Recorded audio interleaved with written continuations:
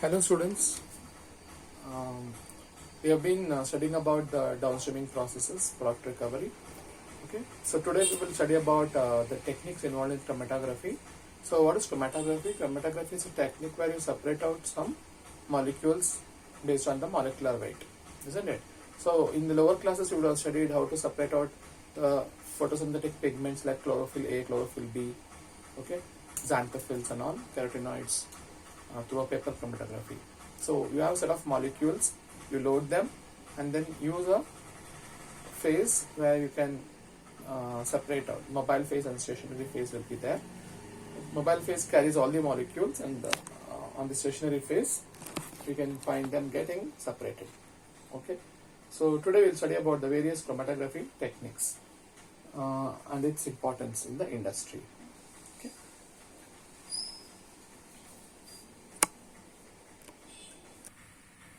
So chromatography was given by a botanist, Mikhail Svetty, Russian, 1872 to 1919. So he called this technique as a chromatography because he had written the whole result in color along with the length of the absorbent column. So he was operating about the plant pigments. So we should be grateful that the chromatography technique today has become an industrial application. Just in the beginning, it started with the photosynthetic pigments. So as we were discussing, it's a physical method of separation, which the components to be separated are distributed between two phases. Okay, one of which is the stationary phase, and other is the mobile phase. Okay, chromatographic process occurs due to differences in the distribution constant of the individual sample components, molecular weights. Okay, so we separate out the components in a mixture. Let's say we have a few components in one mixture. As I told you, like it can be pigments, it can be antibiotics and various secondary metabolites, right? So we have to separate them out. This is a very important part of the industry. Okay, molecules that spend most of their time in the mobile phase are carried along faster. Okay, this is just to tell you that there's a stationary phase and a mobile phase. The mobile phase usually will be a liquid or a gas. Okay, so sometimes it can be a liquid, sometimes it can be a gas which carries the molecules. The stationary phases may be a thin layer chromatography where we use a glass, plastic or aluminum plates. Thin layer chromatography is only experimental lab purpose, but not in the industry. We all know that. So let's say you want to screen it. It can be a quality control in the industry. Like you can use a paper or a glass plate made of with silica gel or aluminum plates, but it cannot be used for industry level of product recovery. Okay, paper chromatography, these all are same. Okay, it's only QC, quality control, or experimental purposes. But column chromatography, yeah, it can be used to some extent in the industrial recoveries. Okay, there are various types of chromatographies. One is called the adsorption chromatography, partition chromatography, ion exchange chromatography, gel filtration, affinity chromatography. These all are techniques used in the industry. So as I told you, thin layer chromatography is to identify the substance, testing the purity of the compounds just because actual product recovery before that process. Okay, it's very quick and we can identify them very fast by thin layer chromatography. Just to give you a highlight on that, the stationary phase is a thin layer of silica gel or alumina coated on the plate. It can be a glass plate, and the mobile phase can be any liquid or a gas, okay, on which the molecules get separated. I'll show you a picture, you'll follow it. This picture only tells you about a glass plate placed inside the tank. The tank is covered. There's a solvent, that's a mobile phase down, and the plate, TLC plate, thin layer chromatography plate will be there, and the chromatogram, this is called as a chromatogram. This is a cartoony picture on which how the plate is kept inside the solvent. So down, whatever you see is a solvent inside the tank. The plate is just vertical, and you can see the spots on which the sample has been placed. Okay, I think thin layer chromatography, you are familiar with it, right? Whenever a chromatography is done, paper or TLC, usually TLC is common, okay, on silica gel. So after the solvent is run till the other end of the TLC plate, we have to run the chromatogram, and then you can see the spots, the results what you get. That has to be analyzed. We're discussing about this. So the TLC plate, when you're placing it inside the jar, it should be at least 0.5 to 1 centimeter dipped inside. Okay, and then there should be some distance between the solvent and the loading place area. Okay, close the jar tightly and allow it for specific time for running the chromatogram. When you are identifying the spots, you should observe that if you can visualize the spots, it's fine. That means it is not requiring any other tool. Sometimes it depends on the study. Okay, you need a UV lamp for study because that compound might be a fluorescent related compound. Okay, that time you need a UV lamp. Like pigments means you can see them easily. Sometimes you have to use a reagent to spray the reagent, and then you have to observe. Like a protein is amino acids means you should use an anhydride reagent, like that. Okay. As I was telling you, if there's something like amino acid, an anhydride, a sugar, an aniline phthalate, alkaloid, the Dragendorf's reagent, like that. So we should use specific agents which will react with the compound and give you the color, so that you can see the spot easily. Okay, so here you can see there are some spots from the place of where you have loaded. The spots have been visible. Okay, you have to calculate the distance. You have to take the center of the spot always. Okay, and then with that of the loading area. So this distance you have to measure. Okay, and this distance also you have to measure. Clear? Okay, so what is the meaning of this? Distance from the start to the center of the substance spot, that is divided by distance from start to the solvent front till where the solvent has moved. That gives you the relative front or RF value for the chromatography to analyze a compound. Then you will have a standard chart. Compare the standard chart and then understand which is your specific amino acid or which is a specific compound. It can be aflatoxins, it can be antibiotics, anything. Pigments. Whenever your sample is impure, it will show two or like very close by spots. That means it's very clear that the sample is not so purified. Pure samples will show only one spot. This is a similar picture where you have the paper chromatography is hung. Concept is the same. It's where you have a solvent and mobile phase, and stationary phase is the paper. It's all only the lab purpose. So what is two-dimensional chromatography? Two-dimensional chromatography means where you have run the chromatography in a paper, you turn the paper and again at 90 degrees, and second time you are going to run the chromatography. Okay, I'll show you a picture to understand that. Okay, so with the same TLC plate you're going to run the chromatography twice. Okay, to separate out the molecules. This is the first running. So this, whatever spot you have loaded, it will be showing a chromatography, a separation. Further, you will turn the same plate and run it again to separate out the molecules. I'll just show you a picture. So students, can you see the plate being turned? And again the chromatography is further continued, so that closer molecules can be separated out easily. This is called as a two-dimensional. Earlier it was vertical, now it's horizontal. Got it? This is to ensure you separate out the molecules to the maximum. In column chromatography, the stationary phase is always a packed column. It can be Cephadex, it can be biogels. Okay, yeah. The mobile phase is a moving liquid or a gas phase. According to the mechanism of separation, 5 major types of chromatography, column chromatographies are distinguished. Okay. One is the adsorption chromatography, where the stationary phase will be a solute.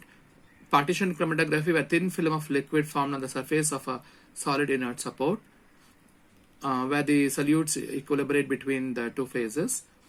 Ion exchange chromatography, where you have a resin in the column.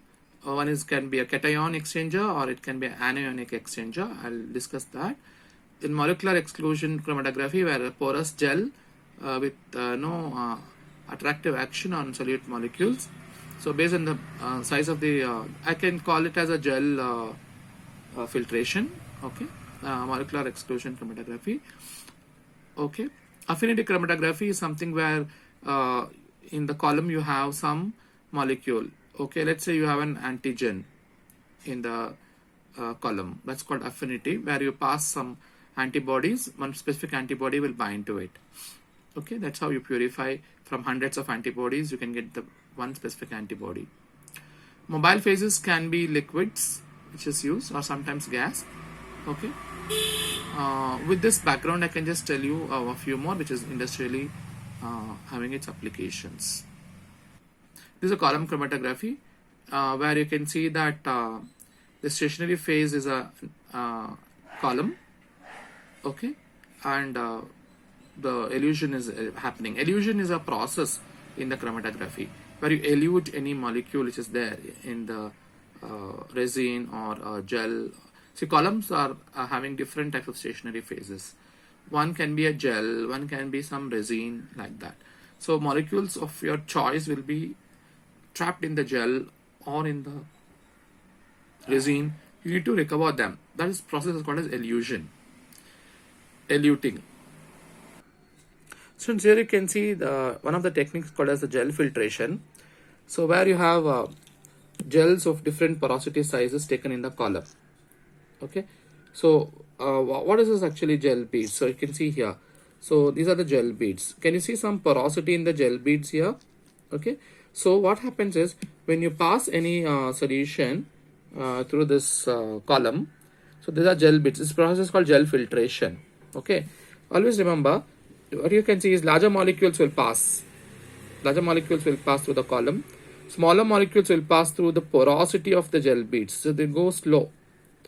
They have to percolate through the gel beads, come through these porosities and then come. So the smaller molecules will take its time. Okay. So one of the techniques in the industry is for purification. Larger molecules do not penetrate the gel and they just pass directly through the column. Okay. Smaller molecules penetrate more slowly, deeply into the gel, and their mobility is hence retarded from the solvent front. Means it goes very slow. So it's easy for us to recover the fraction. Okay. So one of the common ones used is a biogel type A and B is used from Biorad, and Cephadix series are there. Or a series, many types of porosity sizes will be available. Okay, so these gel beads are ordered by the industry during the purification process. So some amino acids have to be separated, vitamins have to be separated. Maybe you can learn them on paper chromatography, but industrially you have to separate them out. Means we need to have certain techniques like this gel filtration. Why it's called molecular sieve? Sieve means you at home when you do sieving, what you do, larger sand grains or anything, even it can be a floor. When you are sieving, what happens? The fine particles pass through the sieve, right? The bigger ones retain, no? But here it's a reverse.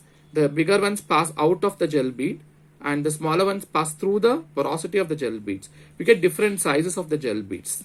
Okay, please remember this is a very important industrial application of chromatography. Okay, where we can separate out larger molecules and smaller molecules by gel filtration technique. Hope you followed the methodology. What is adsorption chromatography? See, separation involves hydrophilic and hydrophobic interactions, the Van der Waals force. Okay. There are materials like silicates, alumina, dextrans and all, activated carbon, that is there in this column now. Okay, we use the specific component. Okay, silica gel or alumina, like that. Okay, so due to electrostatic force, they will get adsorbed onto this solutes, whatever you want to separate out, they get adsorbed onto this. It's called as adsorption chromatography, and we can separate out the molecules. You can remove the components later on by a process called elution. Please make a note of this. Adsorption coefficient is equal to amount adsorbed. See, please see this. Adsorption coefficient is equal to amount absorbed by the amount of solute in the solution. Okay. See, please remember another point here. Non-polar solvents and polar solvents. Okay, what is this significant here? Petroleum ether is like better than benzene. That is better than carbon tetrachloride, like that. So ethyl ether, chloroform, acetone, water, alcohol, and then water. Okay, so non-polarity solvents, if you use, then adsorption is maximum. As polarity is increased, the adsorption decreases. Okay, keep this in mind. This is one of the important things in the adsorption chromatography. Coming to what is meant by affinity chromatography. Please make a note, affinity chromatography. It's one of the best methods in the industry which is used.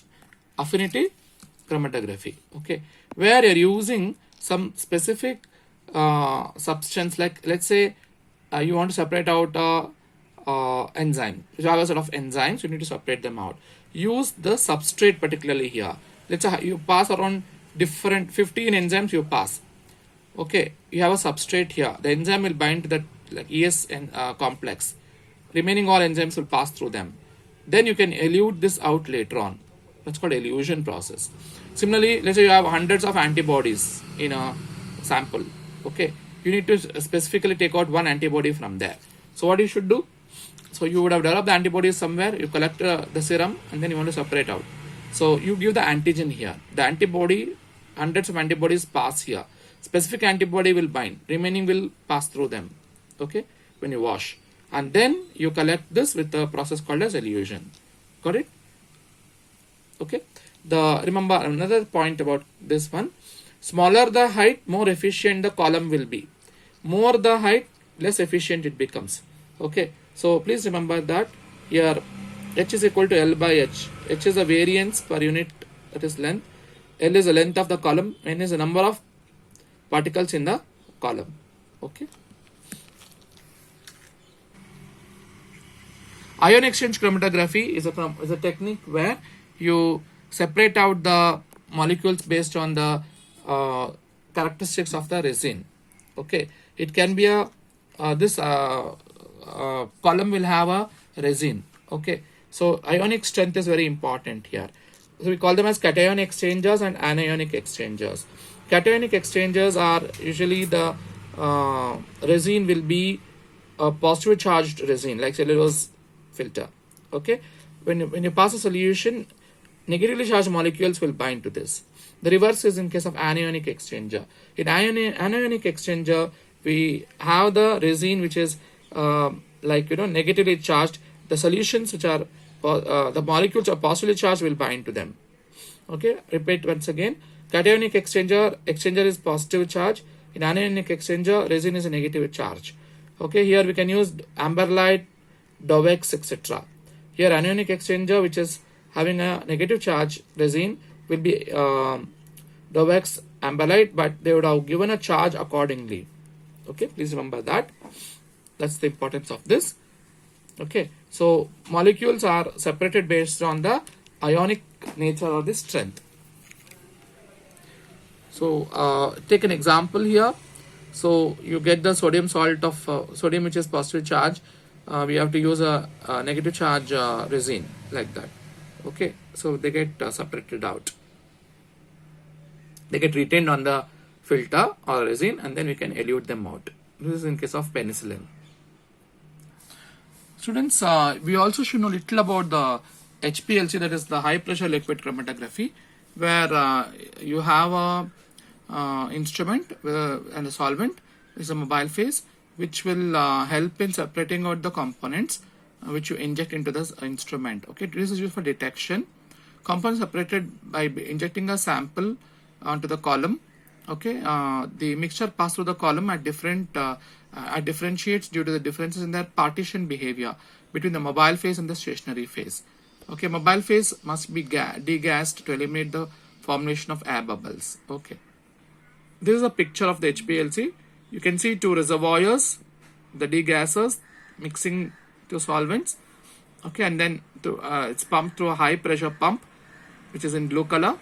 Okay, and then it is reaching the pre-column, and then it was going to come to the flow splitter. There you can see that that's a place where we are going to inject the sample. Here. So here is the injection sample. Okay. Then due to the pressure gauge, you can identify what is the pressure you're going to give. and then this is the analytical column, and here's a detector. Okay, so this is how it is actually the principle goes. So there's a vacuum pump for pumping the solvents into the high pressure pump. Then they come to the pre-column. Then here is a sample injected that is going to force onto this, and then you get the analytical column. Okay, this is how the instrument looks. This is a picture of the HPLC column. See, when using HPLC, so many things matter: the column material, the coating material, temperature, flow, signal, the pressure given, okay, sample sensitivity, detector, everything matters. Sometimes even the detectors can be of different types. It depends: IR absorbance, fluorescence, UV. It can be electrochemical, mass spectrometric. It depends. This is the inner picture of the HPLC. Okay, you can see here how it works. I just want to tell you how the detector functions. Okay, see, this is the detector. Okay, I'm just trying to share with you it, graphically to understand. Just imagine your sample is loaded. Now, as the sample is loaded, it keeps moving this way. Okay, it shows some peak, again it comes down. Maybe it goes like this, again it comes down.